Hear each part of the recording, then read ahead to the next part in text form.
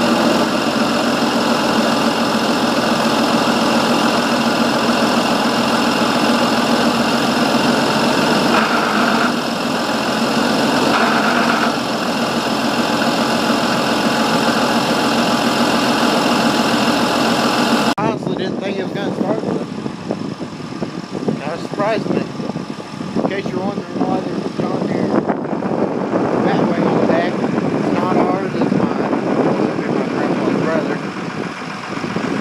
He bought this Jeep for a good deal and didn't need it. My grandpa's wondering how it worked and he said just take it and try it out. So grandpa brought it here and hooked it up to this rig. Originally I think he had it hooked up to 3020, they put it on this one. Sketchy work, so still been here. We haven't used it. We need to take it back, but we just ain't got around to it. After harvest, things got crazy again, then we slowed down, and Grandpa got sick, and I got sick. It's been kind of hectic the last month. Well, not really a month, but a little less than a month. But still, it's been pretty crazy. So here's the story on this Powerstroke. That would be my great uncle, Theodore Bearhorse, drove a truck for a living, well, part-time when he wasn't farming, and he was over by Maryville, I believe, and there's an MFA up there, and he saw that Powerstroke sitting on the side of the road for sale, but he saw it, so he come back, and my grandpa was helping him at the time, doing some stuff here and there, because he helped Frank Bearhorse, which was my great-grandpa, which is his father-in-law. So he went up there, and Theodore said, well, I think I'm going to buy that truck. So they went up there, bought it.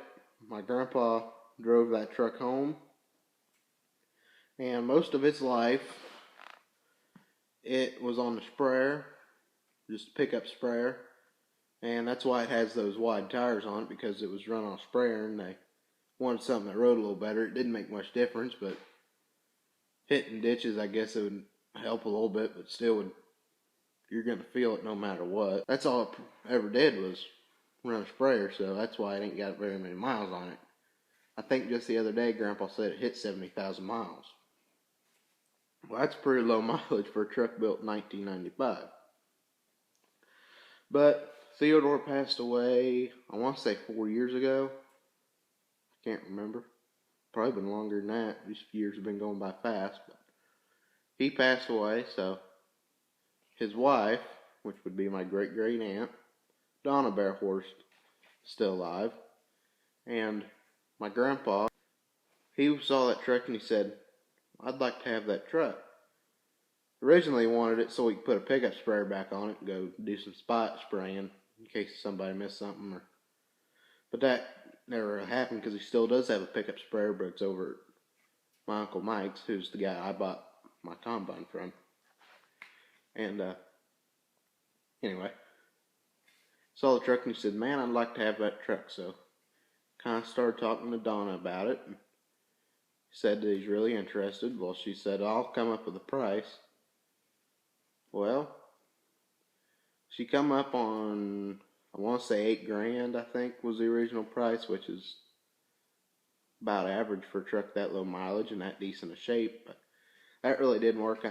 If I remember right, he finally got it bought for $6,500, and we brought it back that day. So we were up north. I think it was that last field we were on planting beans. We got rained out, so we went back. He said, "Well, we can't do nothing else. We're up here. I'm going to go talk to her about that truck." So me and him went up there. He gave him the check. He drove the Powerstroke to the shed at the DeWitt farm up there. I followed him in the Duramax, and that's how we got that truck. It's been used quite a bit this year because, well, heck, he would take, when he was cutting beans and me and the hired man were showing corn, he'd take the Duramax to the bean machine. Well, me and the hired man, we'd have to take that Powerstroke because we need something we could pull the head with, and we could pull it with my truck, but I just really don't like putting a gas motor through that much. I know they can do it, but I don't like doing it, so we just take that truck. Plus, it saves a little more fuel than a 351 does. Not much, but it saves some. But anyway, now we're going to go take a look at the truck, and I'll show you a few things that are wrong with it, a few things that are good, and just a few things where Ford screwed up. So this here's the F-350. I know if you've watched the channel before, you've seen the truck. I have pulled a head trailer with it before. We've hauled cattle with it. Either that or we just used it driving around. But it's a 1995 model. Has the 7.3 Powerstroke in it. I wish it was IDI, but it's not. Automatic transmission. Like I said, just hit 70,000 the other day.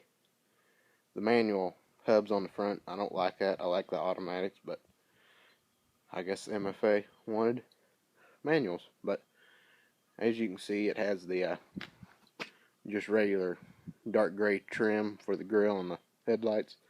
Grandpa's been trying to find chrome ones like I got mine, but I got my grill from my Uncle Darren, and the trim and headlights come as a kit. We were able to get, but he cannot find the kit for this. He found some, but the lights ain't right. They're newer style lights and they don't work for this style of truck. But that's something I wanted to talk about too. These headlights are a pain to get out, because if you have chubby hands like I do, you cannot reach down in there and do stuff like you ought to be able to. The grill is simple. It's 3 screws and it's out. I was able to do that by myself one day. Grandpa was off spreading fertilizer. I had the truck here and I had the grill cleaned up, so I put the grill in. But it took me and my dad 4 hours to put 2 headlights in, because he bought new headlights for that truck, because I wanted to chrome trim around the lights like I had a chrome grill. But they made it harder than it needs to be to take a freaking headlight out. I told Grandpa, if you're going to go to the work to put new trim, might as well just put new headlights in it too, because you ain't going to want to do that twice. I really don't want to do it, but he wants to put new headlights in it, so I'm going to help him because I know how to do it now.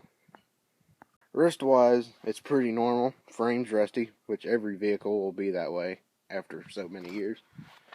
It's a little starting to break down right along here.